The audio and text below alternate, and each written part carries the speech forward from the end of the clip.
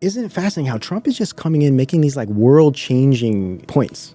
So a part of this, aside from just the overall infrastructure change and repositioning, deglobalization, reconstruction of this kind of new digital world that they're building, wedged in between there is a new currency, is a new, completely new digital economy.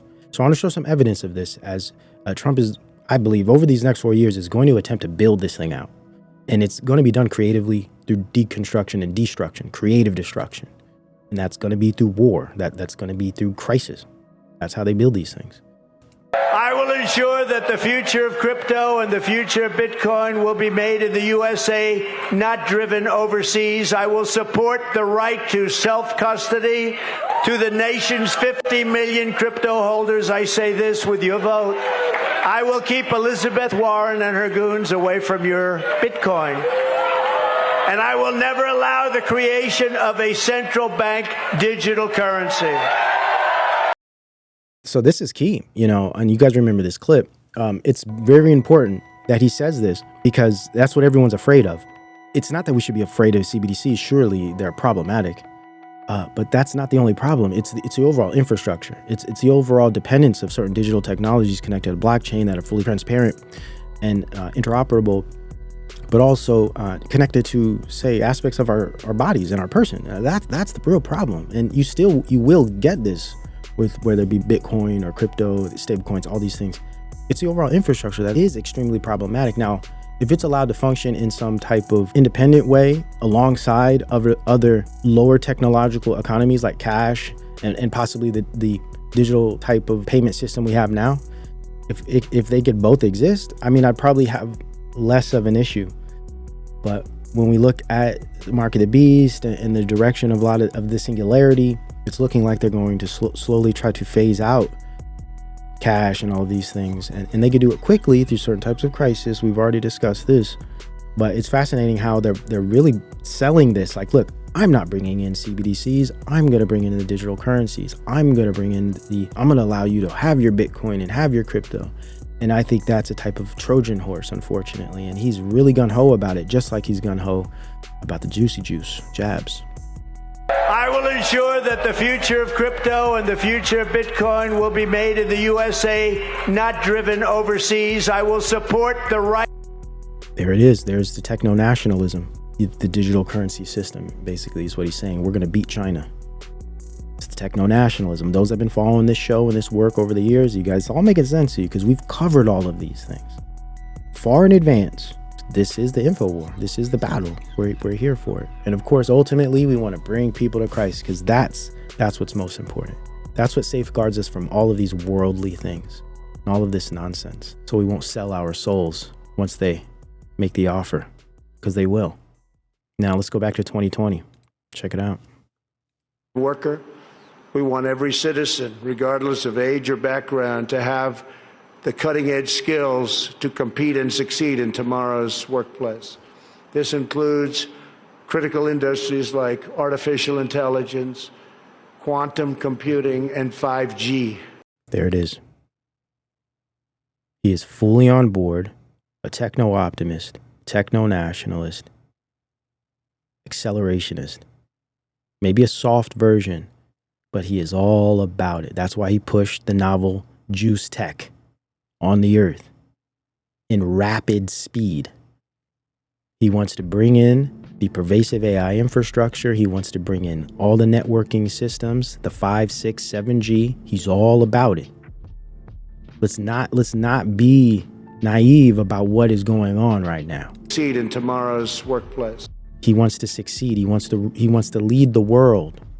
Make America great again. The world leader. What? The world leader in 4th industrial to 5th industrial technologies. Have the cutting-edge skills to compete and succeed in tomorrow's workplace. This includes critical industries like artificial intelligence, quantum computing, and 5G. Ooh, quantum computing is the future of the singularity. Their ultimate goal is to create artificial intelligence, quantum physics, sensing, the ability to be at the quantum level of physics. This is what they're trying to do. So when you hear even Trump talking about quantum computing. It's like, oh, well, damn. The government is fully on board with these highly transhumanist technologies. I'm not warning people about a flood, but I'm warning people about a type of digital storm that's coming, that's already here. This is why I do think a crypto czar is critically important, because there's a lot of promises, as you mentioned, and they're across the board. It's not just the SEC chair does this. You need tax writers to make sure that the moratorium on capital gains taxes on U.S. crypto that he's promised is done. You're going to need the White House counsel's office to write the executive orders to end what they call choke point 2.0, the debanking of crypto. You're going to need somebody to run this crypto council. And you think he'll do it? Oh, I think he's committed to do it because it's part of his overall. Look, Trump wants to create the second industrial revolution in America. And he misspoke there. He means the fourth industrial, going into the fifth. Trump wants an industrial revolution. He's bringing in the next industrial revolution. It's happening in 2025. And their goal is by 2030 to actually be to a certain point, but this is their goal. Committed to do it because it's part of his overall. Look, Trump wants to create the second industrial revolution in America. And he thinks crypto is one of the pathways. Part of it, along with nanotechnology, AI, quantum computing, biotechnologies. If we could go from where we've been the last few years, which resistance to innovation, to really furthering innovation, we might be able to get to that 4.5% growth rate. Growth rate. Right back to the neoliberal capitalist model. Now we understand it's not legitimate free market neoliberalism. It's by design, controlled, managed, manipulated, tinkered, misrepresented techno-capital or digitalism. Oh, damn. Think about what a lot of crap Elon Musk has been talking about, we're not reproducing, and this is true. We are depopulating ourselves culturally by not having children and forming families. But this is what happens in a high technological society. This is what happens. And not just first world developed societies. When they're highly technological, we see it we see the decrease in population increase faster. Japan and Korea are perfect examples of that. Highly technological societies that are decreasing at like rapid fire. Well, we have a solution for that. I could argue in the developed countries, the big winners are countries that have shrinking populations. That's something that most people never talked about. We always used to think shrinking population is a cause for negative growth. But in my conversations with the leadership of these large developed countries that have xenophobic immigration policies, they don't allow anybody to come in. He's talking about xenophobia. That's because in this new network state multipolar kind of arrangement, this new world order or new world system, culture, nationalism, even like ethnic identity and borders are to be kind of obsolesced and disregarded as important anymore, because now what's important is this new type of monoculture of say, popular culture online, right? Where now we have screen agers, right, that are learning about life, learning about themselves, and mimicking culture that they've learned through the screen. This is becoming international. So we're already creating this type of international network state monoculture. I call it cultural futurism. Through the screens, through the social media, that bleeds into the actual geographic, physical locations. They have no allegiance. There's no loyalty to nation state or nationhood or nationalism.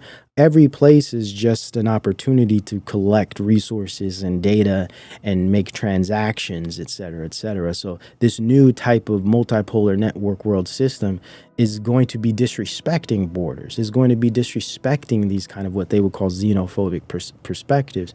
And this is why we see a lot of this kind of forced influx and flooding of immigrants into certain populations and regions, whether that be the UK, parts of America. Aspects of borders and nationalism safeguard certain regions from being corrupted, say culturally, but more importantly technologically, because the multipolar elite system wants to exploit weak borders and exploit weak culture and push this type of futurism on everyone. The leadership of these large developed countries that have xenophobic immigration policies, they don't allow anybody to come in, shrinking unemployment, shrinking demographics, these countries will rapidly develop robotics and AI and technology. And if the promise, I didn't say it's going to happen, but if the promise of all that transforms productivity, which most of us think it will, we'll be able to elevate the standard of living. Wow, you hear what he's saying? All you got to do is just let us flood you with all of our technologies, plug in, and we're gonna raise the standard of living for individuals. This is the sales point. This is what Trump is preparing the America, but also the West for, right? The acceptance of this, and these are the sales points. And technology, and will rapidly develop robotics and AI and technology, and if the promise, I didn't say it's going to happen, but if the promise of all that transforms productivity, which most of us think it will, we'll be able to elevate the standard of living of countries and the standard of living of individuals, even with shrinking populations. And so the paradigm of negative population growth is going to be changing. And the social problems that one will have in substituting humans for machines is going to be far easier in those countries that have declining populations. And so for those countries that have rising populations, the answer will be education, and so rapidly developing. For those countries that... Education, he means conditioning. We're going to get in there and force these technologies and cultures on them. We're going to re-educate them. Do not have a foundation of rule of law or education, they're going to be left. That's where the divide's going to get more and more extreme. So basically, evolve or die. Future Shock.